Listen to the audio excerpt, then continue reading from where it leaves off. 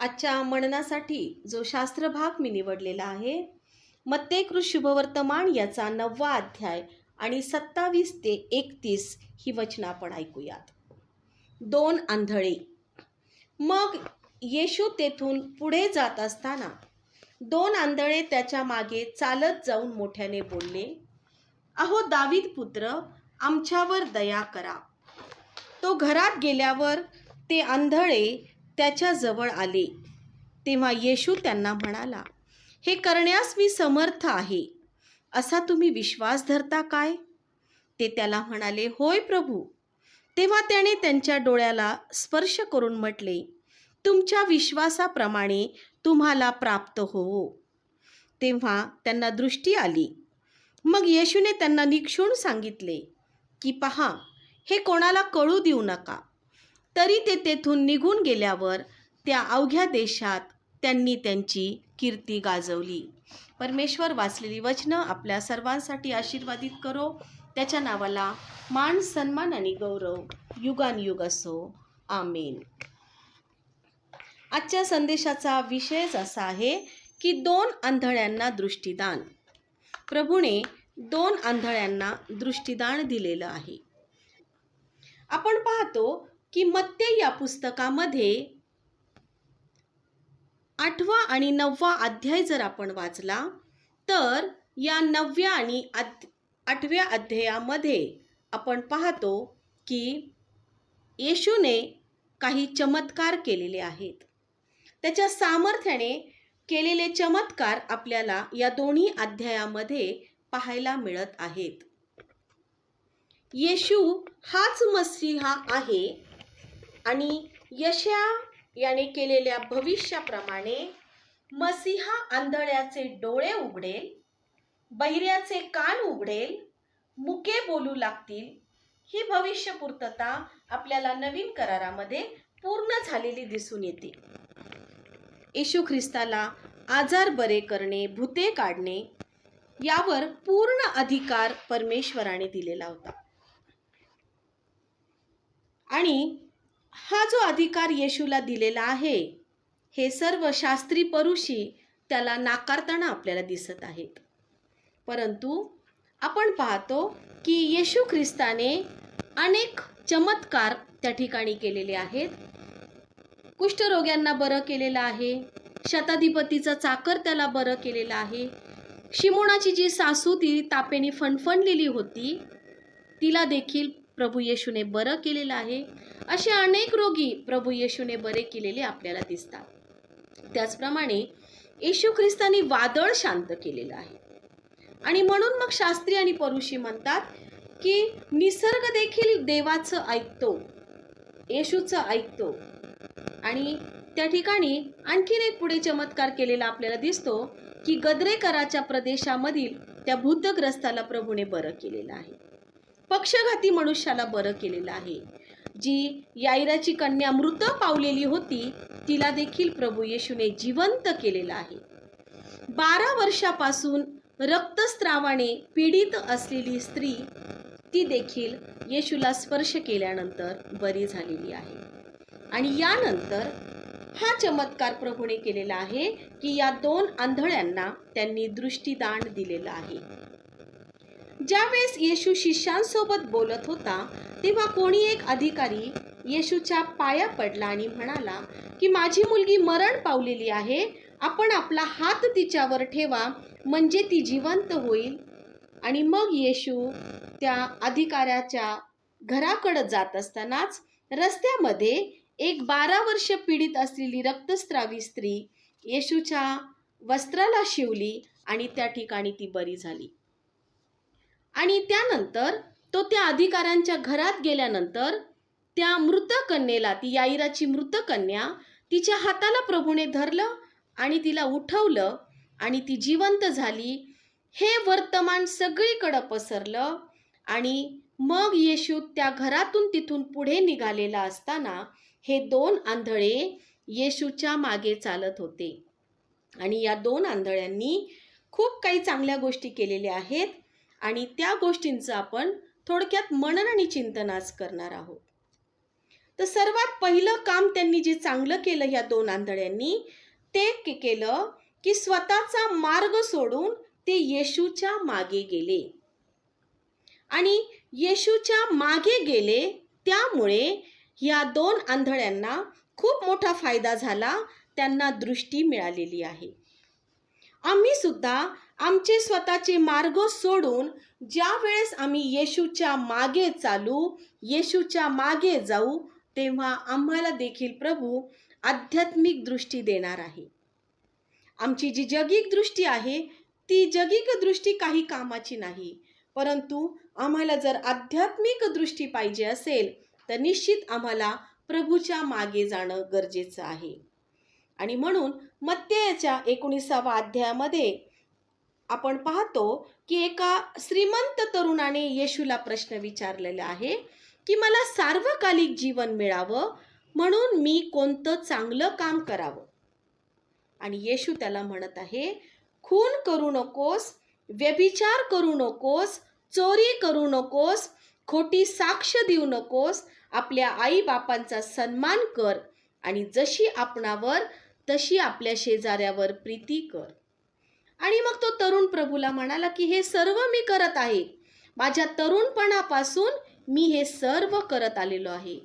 आणि मग शेवटी त्याला येशू म्हणाला की तू तुझे सर्वस्व विकून दरिद्र्यांना, गोरगरिबांना देऊन टाक, म्हणजे तुला स्वर्गात संपत्ती मिळेल आणि माझ्या मागे ये. पण आपण पाहतो प्रियांनो, तो तरुण प्रभूच्या मागे गेलेला नाही. आज आम्हाला जगिक दृष्टीने जी काय आमची संपत्ती आहे, ती संपत्ती कुचकामी ठरणार आहे. परंतु आम्हाला आमचं सर्वस्व इतरांना देऊन प्रभूच्या मागे जायचं आहे. कारण ज्या वेळेस आम्ही प्रभूच्या मागे जातो, त्यावेळेस आम्हाला सार्वकालिक जीवन मिळतं. आम्ही प्रभूच्या मागे जेव्हा जातो, त्यावेळेस आम्हाला सर्व गोष्टी मिळतात. प्रथम आम्ही त्याची धार्मिकता मिळवावी, म्हणजे आम्हाला सर्व जग आणि जगातल्या गोष्टी परमेश्वर विपुलतेने पुरून देतो. आणि या दोन आंधळ्यांनी तेच केलं की त्यांनी ऐकलं असेल, त्यांच्या कानावर आले असेल की येशूने अनेक चमत्कार केलेले आहेत, की जे चमत्कार आपण आत्ताच पाहिले. आणि म्हणून हे दोन्हीही आंधळे स्वतःचे मार्ग सोडून येशूच्या मागे गेलेले आहेत. आणि त्यामुळे त्यांना आत्मिक दृष्टी मिळाली आणि जगिक दृष्टी सुद्धा या दोघांना मिळालेली आहे. दुसरी गोष्ट त्या आंधळ्यांनी केली, ती म्हणजे दोघांमध्ये एकता होती, ऐक्य होतं. दोन्ही आंधळ्यांमध्ये एकजूट होती. कारण काय होते प्रियांनो, ते दोघं जर एकमत नसलं, दोघांचं एकमत नसतं, तर ते दोघं दोन दिशांना, वेगवेगळ्या दिशांना गेले असते. हे दोन आंधळे वेगवेगळ्या दिशांना गेले असते.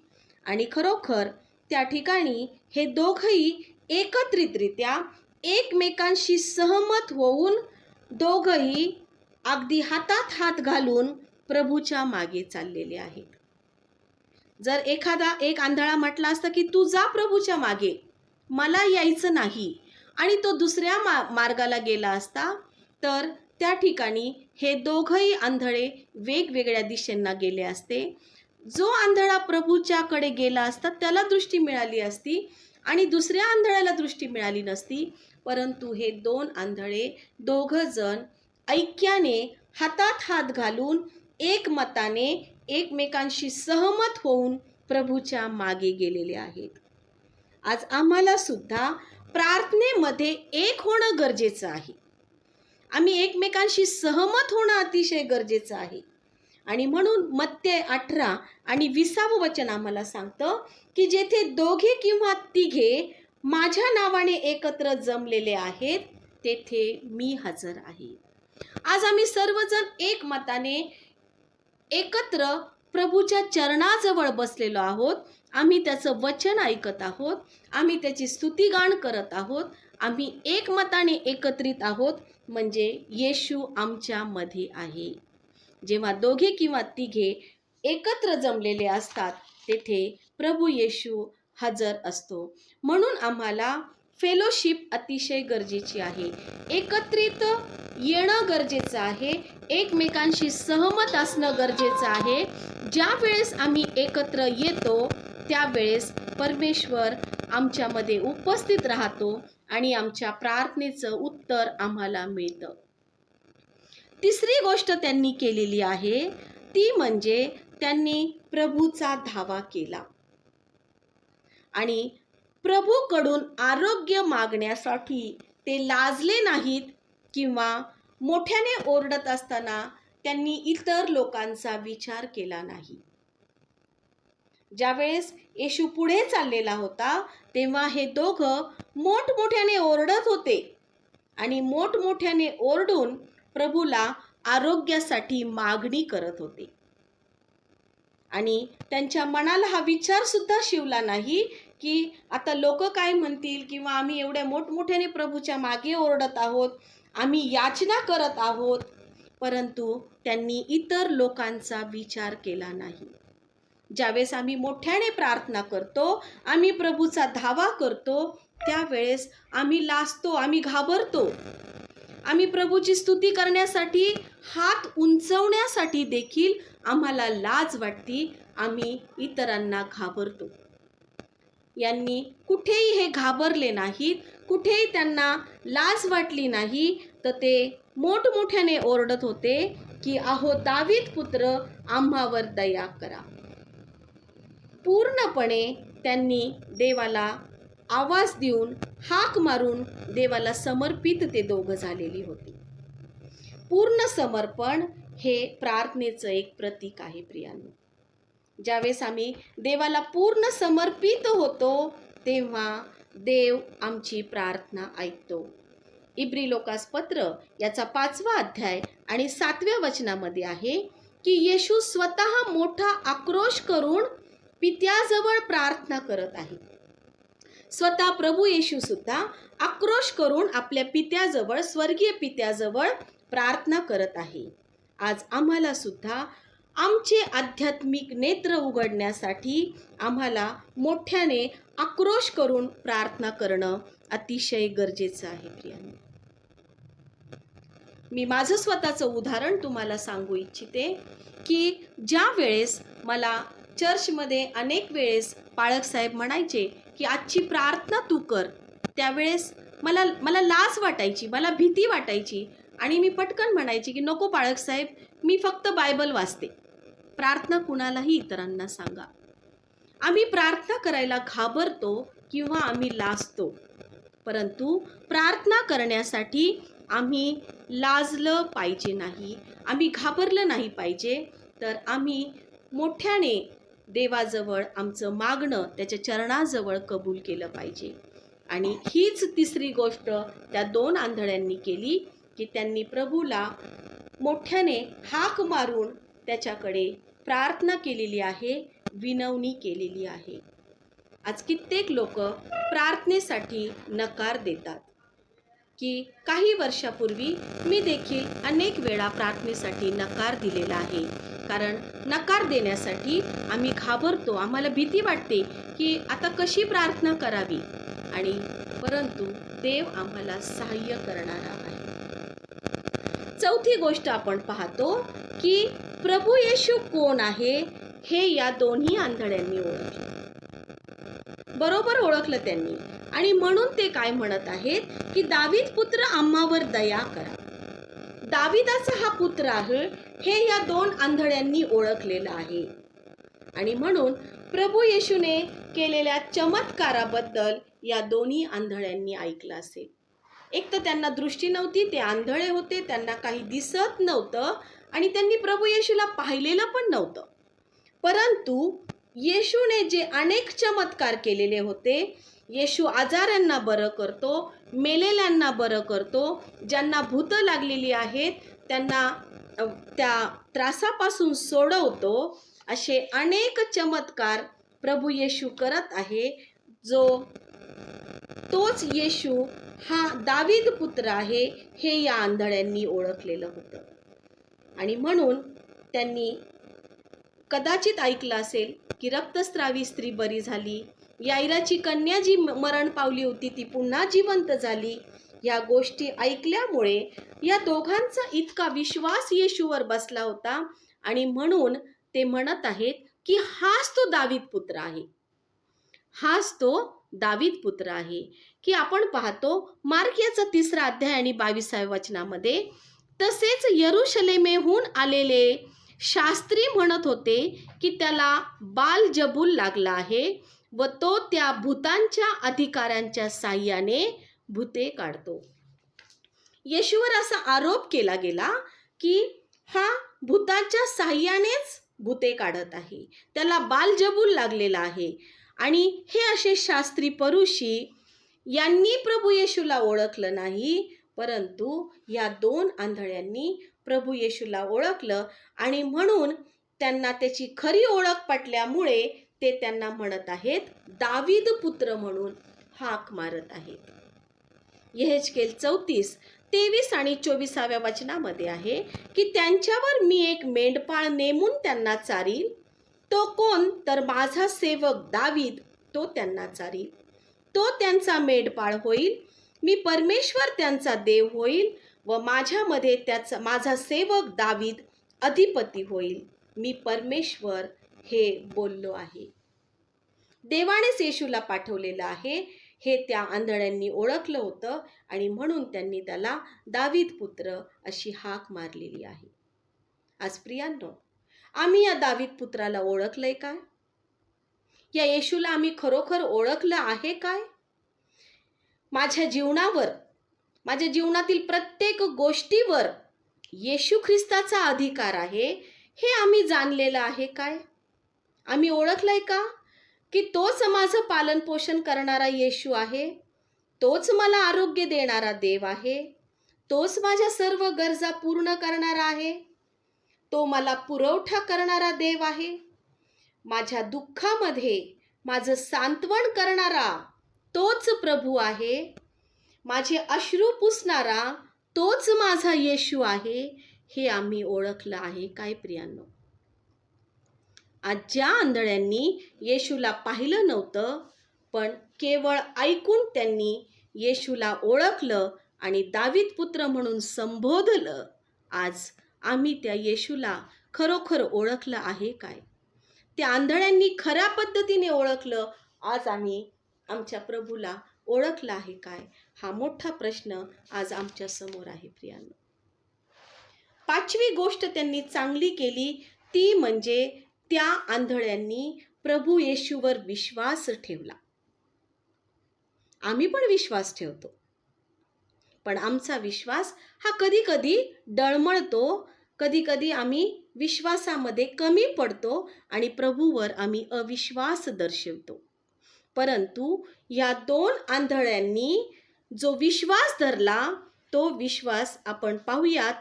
ते 2 आंधळे येशूकडे आर्जव करत आहेत, आमच्यावर दया करा. आणि ही जी विनंती आहे ना, ही विनंती अतिशय काकुळतीची आहे की त्या ठिकाणी ती विनवणी ऐकून येशूला त्यांचा कळवळा आलेला आहे. येशू कळवळला त्या ठिकाणी आणि म्हणून त्यांना येशूने ताबडतोब प्रश्न विचारलेला आहे की येशू त्या आंधळ्यांना विचारत आहे की हे करण्यास मी समर्थ आहे असा तुम्ही विश्वास धरता का? आणि लगेचच तत्क्षणी ते दोघेही होय प्रभू असे म्हणाले आहेत. क्षणाचाही विलंब त्यांनी केलेला नाहीये आणि क्षणाचाही विलंब न करता ते म्हणत आहेत की होय प्रभू, आम्ही तुझ्यावर विश्वास ठेवतो की तू आम्हाला दृष्टी देण्यासाठी समर्थ असा आहेस. आणि येशू कोण आहे ही खात्री त्यांना पटली आणि म्हणून त्यांनी येशूवर विश्वास ठेवलेला आहे. आज आमची कोणतीही छोटी गरज असो, मोठी गरज असो, आम्ही ज्या वेळेस देवाकडे त्याची मागणी करतो त्यावेळेस आम्ही ती मागणी करत असताना या 2 आंधळ्यांसारखा परिपूर्ण विश्वास आमच्या ठायी पाहिजे. जो विश्वास त्या 2 आंधळ्यांचा होता की परमेश्वर प्रभू येशू आम्हाला हे देणारच आहे, तरी सुद्धा त्यांचा विश्वास तपासण्यासाठी प्रभू त्या स्वतः त्या आंधळ्यांना विचारत आहे की हे करण्यास मी समर्थ आहे, असा तुम्ही विश्वास धरता का? आज प्रभू सुद्धा ज्या वेळेस आम्ही त्याच्या चरणाजवळ, प्रभूच्या चरणाजवळ आम्ही आमच्या कोणत्याही गोष्टीसाठी प्रार्थना करतो, आमच्या जगिक मागण्या असतील, आमच्या आध्यात्मिक मागण्या असतील, त्यावेळेस आम्ही प्रभूकडं काकुळतेने जेव्हा विनंती करतो, तेव्हा प्रभू आम्हाला विचारत आहे की हे करण्यास मी समर्थ आहे का, असा तुम्ही विश्वास धरता का? आम्ही क्षणाचाही विलंब न करता या दोन आंधळ्यासारखं होय प्रभू असं आम्ही बोललं पाहिजे. ज्यावेळेस आम्ही होय प्रभू म्हणतो, तेव्हा प्रभू त्या ठिकाणी कार्य करत आहे. आणि त्यांनी त्या दोन्ही आंधळ्यांनी प्रभूला म्हटलेलं आहे की आमच्यावर तुम्ही दया करा. दया केल्यानंतर काय केलेलं आहे? आपला विश्वास जो आहे तो क्रियेमध्ये त्यांनी आणलेला आहे.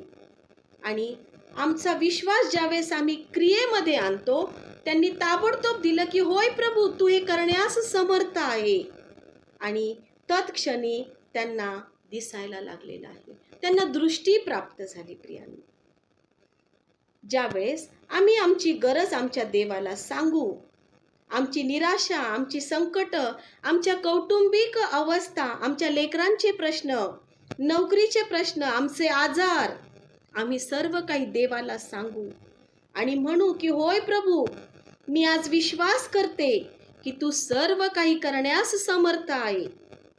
नक्कीच परमेश्वर तुमच्या जीवनात ज्याप्रमाणे ह्या दोन आंधळ्यांच्या जीवनात चमत्कार केला, प्रभू देखील तुमच्या जीवनात तोच चमत्कार करायला तयार आहे. प्रियांनो, इर्मया 32:27 वचन आहे की पहा मी परमेश्वर सर्व मानव जातीचा देव आहे, मला अवघड असे काय आहे काय? इर्मया 32:27 मध्ये सांगितलेलं आहे की पहा मी परमेश्वर सर्व मानव जातीचा देव आहे, मला अवघड असे काही आहे काय? जो आंधळ्यांना दृष्टी देऊ शकतो, जो मृत लोकांना मेलेल्यातून उठवतो, जो भूतग्रस्ताला भूतापासून मुक्तता देतो, भूते काढतो, वादळ शांत करतो, 5,000 जेवण देतो, ह्या प्रभूला काय अशक्य आहे? काय अवघड आहे? काहीच अवघड नाही. परंतु ज्या वेळेस आम्ही आमच्या मागण्या देवासमोर मागतो, त्यावेळेस आमची विनंती ही काकुळतीची पाहिजे आणि आमचा विश्वास या दोन आंधळ्यांसारखा पाहिजे. प्रियांनो, पुढची गोष्ट आपण पाहत आहोत की ती आरोग्याची वेळ आणि जागा. मत्ते 9:29 मध्ये तेव्हा त्याने त्याच्या डोळ्यास स्पर्श करून म्हटले, तुमच्या विश्वासाप्रमाणे तुम्हास प्राप्त हो. या दोन आंधळ्यांची इच्छा होती की येशूने त्यांना वाटेवर बरे करावे. येशू वाटेमध्ये देखील त्यांना बरे करू शकत होता, परंतु 28वं वचन आहे की तो घरात गेल्यावर येशूने त्यांना आरोग्य दिलेले आहे. कारण येशूने त्याच्या आरोग्याची वेळ आणि जागा निश्चित करून ठेवलेली होती. ज्यावेळेस येशू पुढे चाललेला होता, त्याच्या मागे मागे हे आंधळे चाललेले होते, परंतु येशूने त्यांची आरोग्याची वेळ आणि जागा सुनिश्चित करून ठेवलेली होती.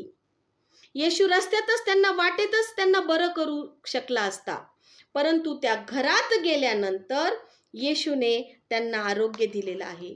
त्या घरामध्ये जाऊपर्यंत ते आंधळे येशूच्या मागे मागे गेले, तोपर्यंत गेले. प्रियांनो, आज आम्हाला सुद्धा जोपर्यंत येशू आम्हाला आरोग्य देत नाही, आम्हाला सुटका देत नाही, आमच्या प्रार्थनेचं उत्तर देत नाही, तोपर्यंत आम्हाला येशूच्या मागे मागे जायचं आहे.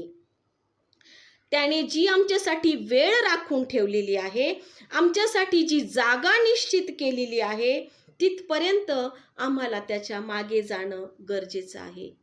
तोपर्यंत आम्हाला विश्वासाने प्रार्थना करणं गरजेचं आहे. अनेकदा असं होतं की आम्ही थकून जातो आणि आम्ही प्रार्थना करायचं सोडून देतो आणि म्हणतो की नाही, आता देव आम्हाला उत्तरच देत नाहीये, आमची प्रार्थनाच परमेश्वर ऐकत नाहीये.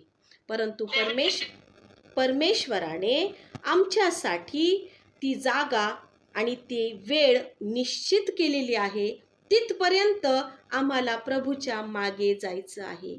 योग्य समयी आमच्या प्रार्थनेचं उत्तर प्रभू देणारा देव आहे. देव कधीच विलंब करत नाही. आम्हाला कधी कधी वाटतं की किती उशिरा देव आमची प्रार्थना ऐकत आहे, किती वर्ष झाले आम्ही प्रार्थना करत आहोत, परंतु अद्यापही आम्हाला त्या प्रार्थनेचं उत्तर मिळालं नाही. परंतु देव कुठल्याच गोष्टीला विलंब करत नाही. त्याने एका सुंदर वेळेची, सुनियोजित त्याची वेळ आहे, सुनियोजित त्याची जागा आहे आणि त्यावेळी तो आमची प्रार्थना ऐकणारा देव आहे. जोपर्यंत ते आंधळे येशूच्या मागे त्या घरापर्यंत गेले नाहीत, तोपर्यंत येशूने त्यांना आरोग्य दिलेलं नाही. तर प्रभू आरोग्याची जागा आणि वेळ सुनिश्चित करणारा देव आहे. आणि शेवटची गोष्ट प्रभूने केली ती म्हणजे त्यांच्या डोळ्यास स्पर्श केला.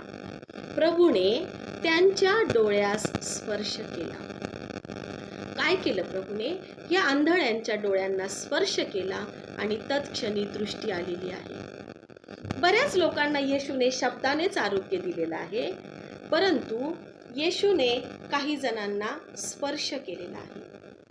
आज प्रभूने त्यांना स्पर्श केला आणि म्हटले की तुमच्या विश्वासाप्रमाणे तुम्हाला प्राप्त हो. आज आम्हाला दृष्टी आहे, जगिक दृष्टी आहे.